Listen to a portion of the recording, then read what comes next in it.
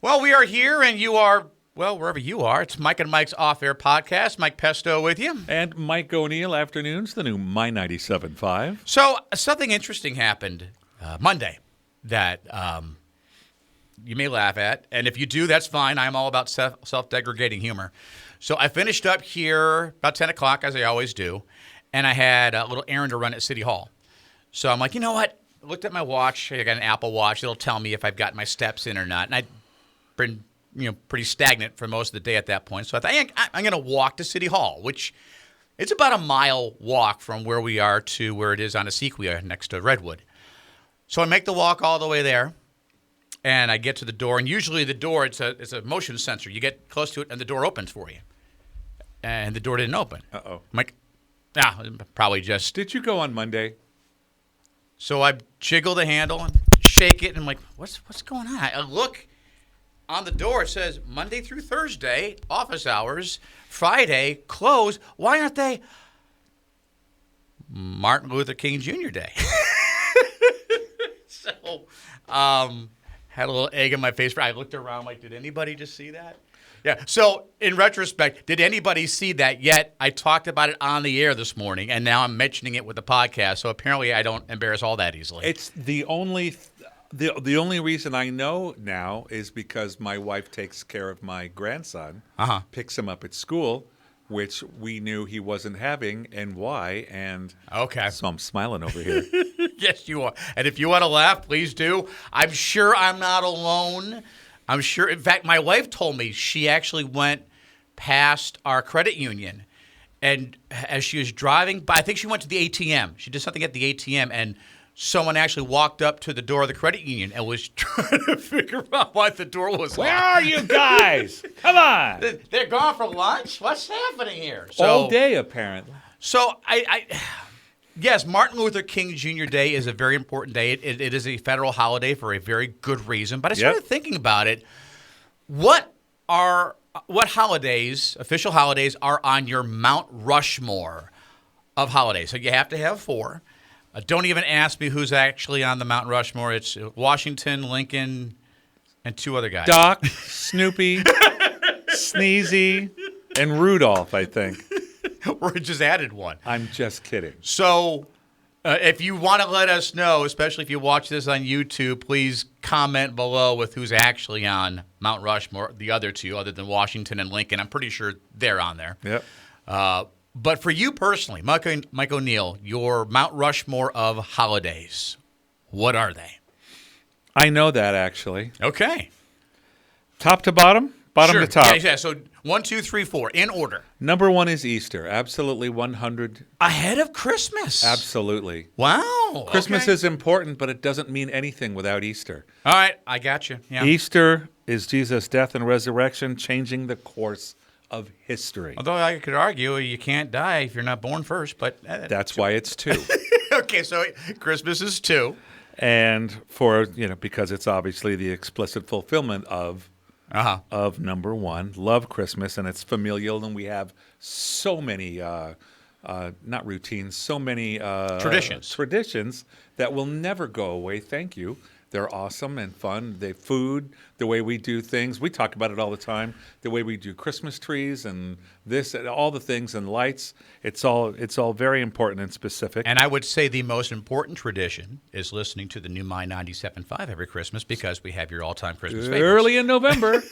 Plant that seed now. It'll blossom into a Christmas tree. And number 3 is, and I had to think about these, is 4th of July. Okay. The reason I say that is because 4 is Thanksgiving, but 3 is 4th of July. Okay. Patriotic, and we love fireworks, and lately, the drone show that we do out at River Park with the city of Visalia. I never thought I would give a damn until I saw these 2 drone shows. And fireworks shows are great. You can see them anywhere. But drone shows are so technically specific and cool. I mean, the whole drone show is great, but for me, one of the best parts of the drone shows is watching them all go up in tandem. And it's like, and that slight hum. I couldn't even do that. And then to watch them do all the magnificent movements Uh-huh. and colors and swaying and 3D effects. I wonder how long it takes to program all of those to do that. And how many drones you lose Yeah. in the program. Oh, too close. Yeah. Those two are out. But yeah, and not just for that, but I mean, obviously, we're pretty patriotic. Go America. That's 3. And 4, I already said. Thanksgiving. That's my 4. Big turkey dinner, stuffing. The whole family gathers at the house. We're grateful for family and the year. I wanted to sneak in wedding anniversary, but it's not a national holiday. Although I'll give you kudos because if your wife listens to the podcast, she'll get some brownie points for that. She probably doesn't. She hears my voice often enough. I'm sure she's, I can miss that. I'll be all right. So for mine, I have to have Christmas at 1 for no other reason. The traditions that you mentioned. Yeah. The great Christmas music that we play every season on the new My 97.5. Remembering as a kid going downtown Chicago and looking at the displays in the windows and going to Navy Pier and looking at the Christmas tree there, Yep. Going to another part of Chicago where there was another huge Christmas tree, going on State Street and there was an indoor 3 or 4 story Christmas trees are huge in Chicago. Have obviously. you ever been in Macy's in New York? I have not. I've only been to Macy's once. Just one time. Uh-huh. We went. They bussed my whole class there. Okay. It was all day. It was awesome. Do they have a Christmas tree actually inside the building there? Well, back in 1492 when we went, which would actually have been in the 60s, I'm guessing. What am I, 50? Yeah, that would have been in the 60s. But it was, the windows, man. Uh-huh. The Macy's windows are legendary. Little side note on that trip to Chicago one year when we were on the escalator, because you take the escalator up to the top where the Christmas tree is. If you have been on an escalator in the past, I think it's 10 years or so, there are these little grooves right at the top that keep things from getting stuck in the conveyor belt of the stairs. Well, this was a lot longer than 10 years ago. They didn't have that little groove system yet, and my dad was notorious, always wore these nice boots that he had, but he had these slickers that he would put over him with a little zipper. The slicker got stuck in the groove, and it's pulling on his foot, and eventually it didn't stop. It actually took his slicker off his boot, and it brought it into the system. I was going to say, I'm losing the slicker over here. So he got a new pair of slickers out of it. So, that worked out well for him. Man, that would be a part of a bad dream right there. As long as it wasn't me. My foot's going. And as long as you get a free pair of it, that's not bad. So Christmas, number 1 for me. I would say number 2 has to be Thanksgiving for 2 reasons. 1, just remembering the spread my grandmother used to have down in the basement, and all the family got together. There's some family members I would only see for Thanksgiving, whether it was at my grandma's house or at our house, and we always had Thanksgiving at our house because, and here's a little cheat with my Mount Rushmore of holidays, every once in a while is the case, I believe, with you as well, my birthday falls on Thanksgiving. Every 3 or 4 years. So 4 years, right? The nice thing is, whenever it would fall on my birthday, my mom and dad would always make sure we had Thanksgiving at our house that year. So guests were reminded, oh, yeah, by the way, don't forget, it's Michael's birthday. You might want to bring a present. So bring a car. Yeah, they never got a car out of that. That's all right.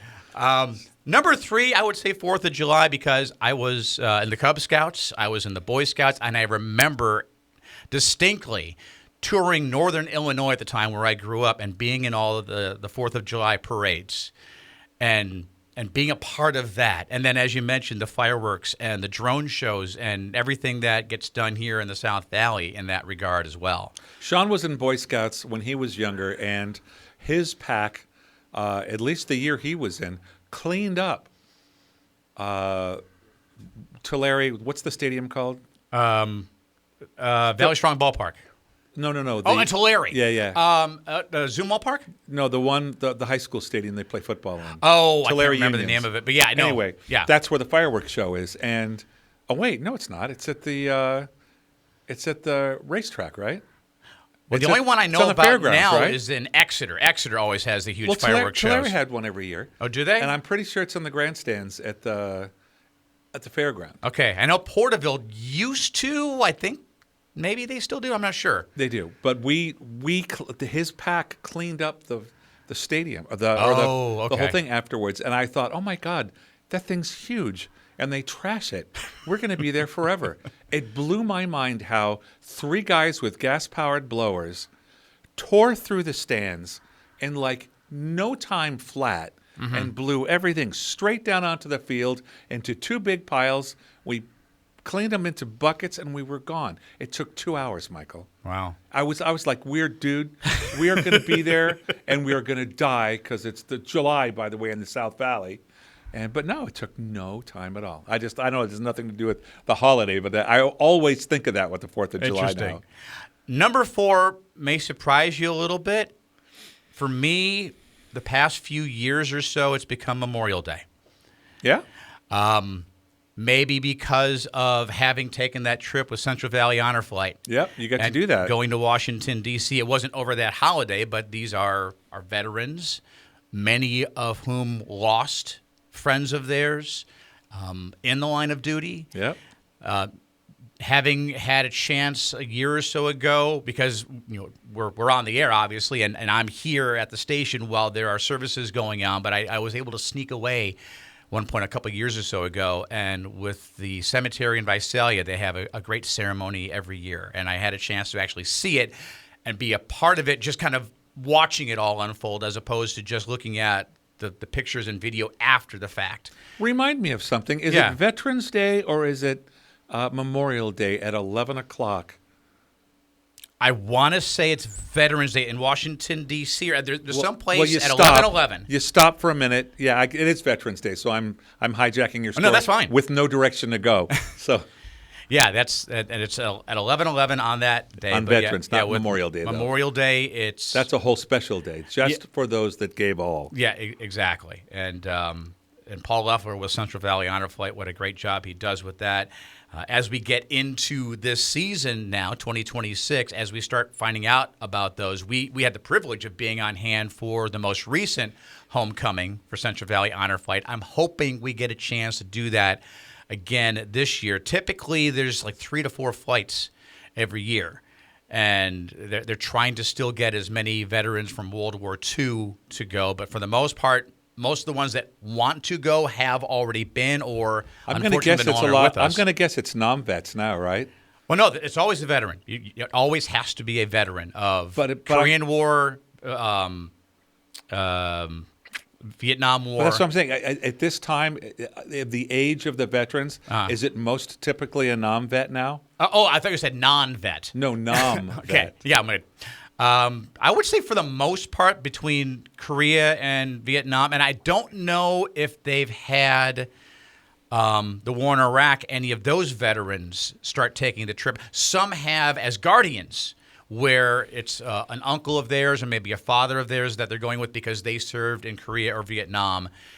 I'm wondering at some point, maybe I'll talk with Paul Loeffler to find out when they make that jump to have some of those veterans be the ones that are honored. Well, they all deserve something special like that, but I am particularly happy for the Vietnam vets who were treated horribly when they came home from the war, because it was an unpopular war and it was a political atmosphere that was different than now, and it was a season and it didn't last long, but they were spat on. They were treated very badly when they came home, and I kind of look at Honor Flight now as finally, you guys are going to get your due. Yeah, and they get that homecoming that they obviously most, if not all, didn't get when they originally came home. Yeah. So with the time that we have left, and we encourage you to get on our Facebook page, or actually online at my975fm.com to vote with this week's poll question.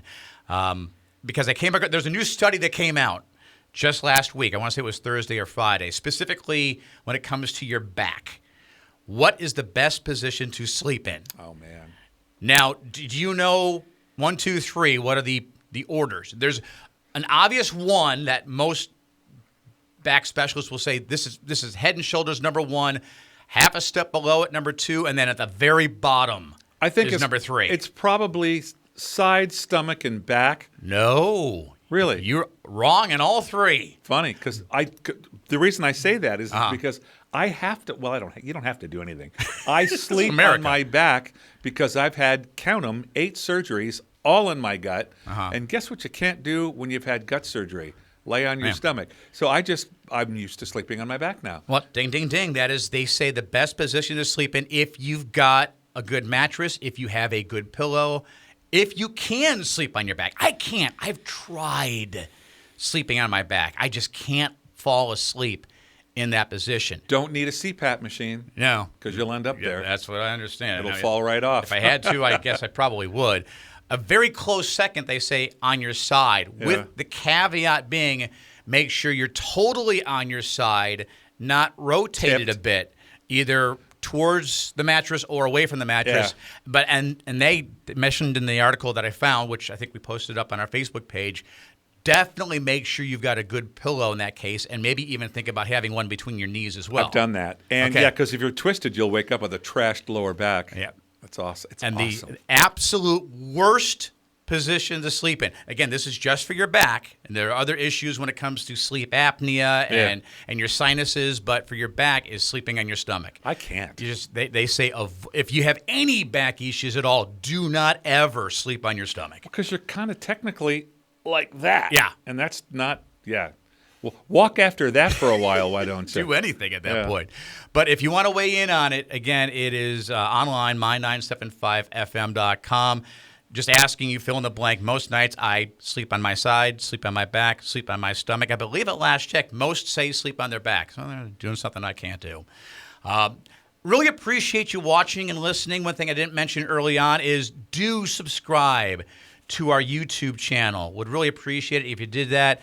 Whenever we have new videos pop up, whether it's our podcast or something else, you'll see what's going on and have some fun with us.